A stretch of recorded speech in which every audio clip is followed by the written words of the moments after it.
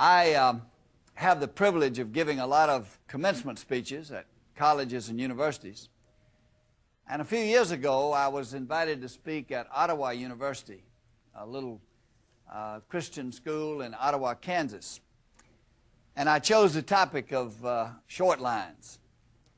And I said to the students in my commencement address that day that there are lines in life. We all are familiar with different lines that we have to get into in life.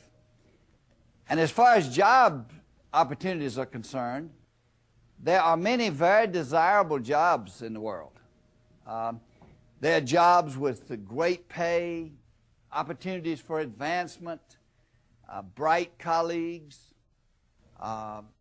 good location, cultural opportunities nearby.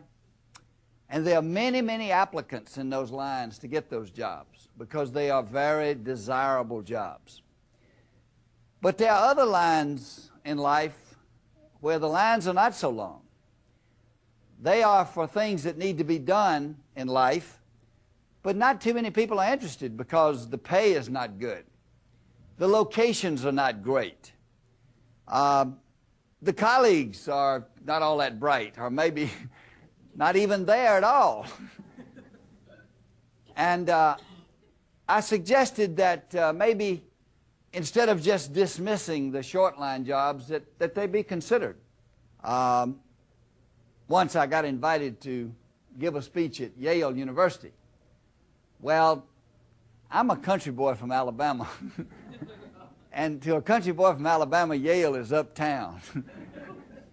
And they wanted me to come to Yale to make a speech, actually to the Yale Divinity School.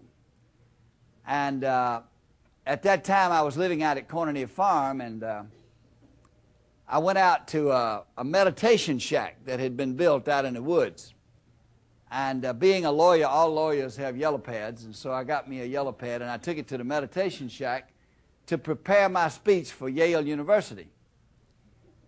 And I sat there, and I sat there, and I sat there, and after a couple of hours, I still had an empty yellow pad.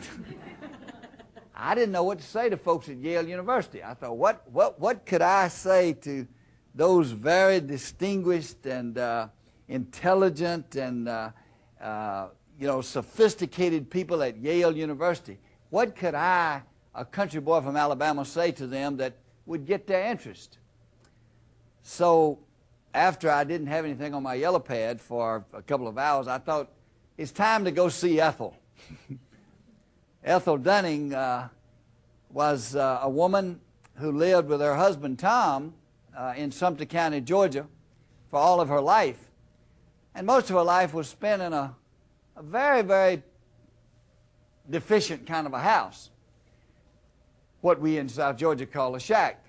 But finally she got a house built by Cornelia, and it was in the program that was the forerunner of Habitat for Humanity. And so I knew where I'd find Ethel, sitting on the front porch. So I went to her house and I said, Ethel, I've got a problem. I've been invited to speak to the Yale Divinity School, and I don't know what to say. Any ideas? She said, yes, I do have some ideas. And as a matter of fact, Ethel, this humble woman in South Georgia, she actually knew where Yale University was. She said to me, it's that high-polluted seminary in Connecticut. She meant to say highfalutin seminary, but she said it's that high-polluted seminary in Connecticut. I never forgot that. But I said, well, Ethel, what should I say to those people up at that high-polluted seminary? She said, you go up there and tell them, if you want to go high, you got to go low. She gave me my speech. It's another way to talk about the short line. Jesus said that we should serve. Jesus said if you want to be first, then you got to be last. You want to go on the high road, get on the low road. It's the low road that leads to the high road. I remember another time when Linda and I were traveling in the South Pacific. And we were in the country of Papua New Guinea. Papua New Guinea is the country that is the eastern part of the island of New Guinea.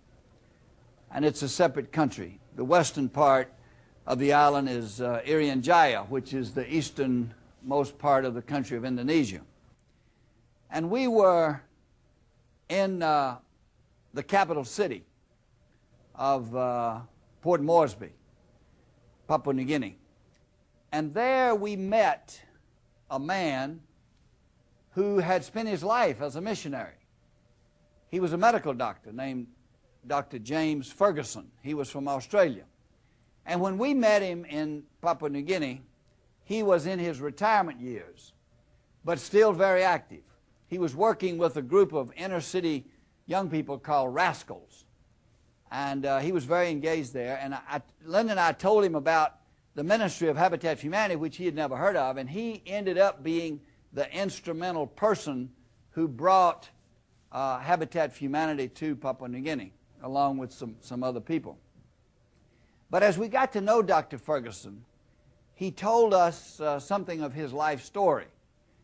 He had been a young person in Australia, and he went to church one Sunday evening, and there was an old missionary there from China. And the old missionary was trying to recruit young people to serve as missionaries in China.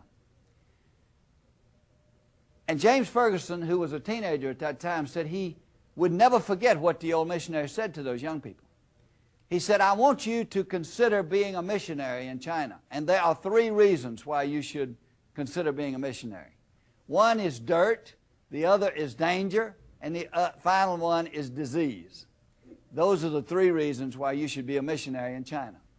He said, China is dirty. The place you would serve as a missionary is very dirty. It's very difficult to stay clean. No hot water, very difficult to get water, dirt floors, caving in walls, poor housing conditions, very, very dirty, very, very unsanitary. And it's dangerous. The political situation is very unstable. You might get killed if you went to China. And then finally, because the place is so unsanitary, it's very likely you will get some terrible disease. Those are the 3 reasons why you should be a missionary in China. Didn't say a word about the nice sunsets, the friendly people, nothing except dirt, danger, and disease.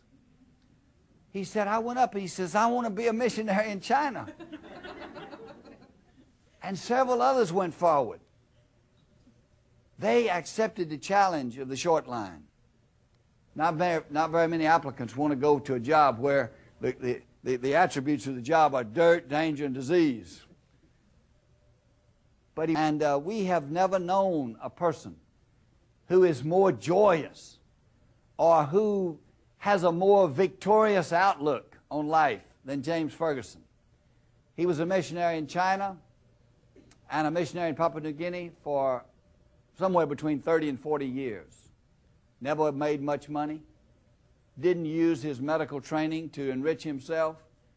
Instead, he engaged in a life of service. And today, as he is approaching the end of his life, he sees himself, and those who know him see him as an incredibly rich man, as a person who made a very wise choice in getting in a short line. Jesus said, if you would find your life, you will lose it. But if you lose your life for my sake, you will find it.